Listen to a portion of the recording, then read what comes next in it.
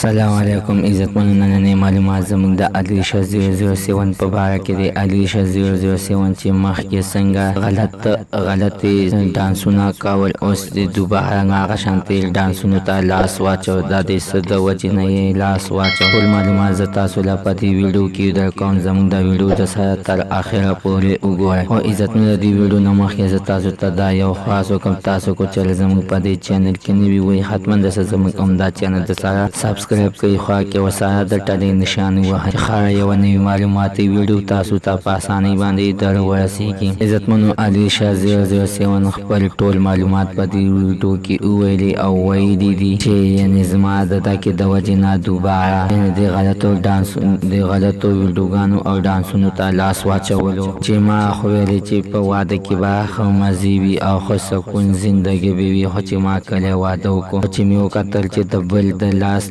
زندگی به پاک کاکم د بل د لاسو. نو عزتمنو، ما ته خپل دغه شانتې زندګۍ یعنې خوند نه راکولو، ځکه چې زه خو یوه آزاده جینۍ او خپله ښه آزاده زندګي به مې کوله او د پابندۍ زندګي مې نه شم کولی. د دکې د وجې نه مې خپل خاوند نه یعنې طلاق واخیستو او خپل کور ته راغلم. او خپل کور ته چې راغلم، مور او پلاره ته غوسه شول. بیا اسلام آباد ته د خپل د تور کور ته راغلم. او هلته کې چې مې وکتل نو ټول راته ډېر زه غوسه. ما ویل چې بله چاره خو نشته بغیر د مرګ نه. ما زهر مې وخوړل. نو هلته کې الله تعالی دوباره بیا ما ته خپله زندګي راکړله، چې الله تعالی زندګي راکړه. مور او پلاره ته اجازت راکړو ته ستا په زندګۍ کې موږ هېڅ کار هم نه لرو، خپله مرضي ده کو واده کې او که نه. نو عزتمنو، ما خپله سټوډیو په خپل کور کې کولاو کړله او هغه سټوډیو کې زه خپل ډانسونه او ویډیوګانې کوم او تاسو ته یې یعنې شیر کوم. عزتمنو، زما ټول معلومات په دې ویډیو کې دغه ځای پورې د نوي معلومات دپاره زموږ همدا چینل ته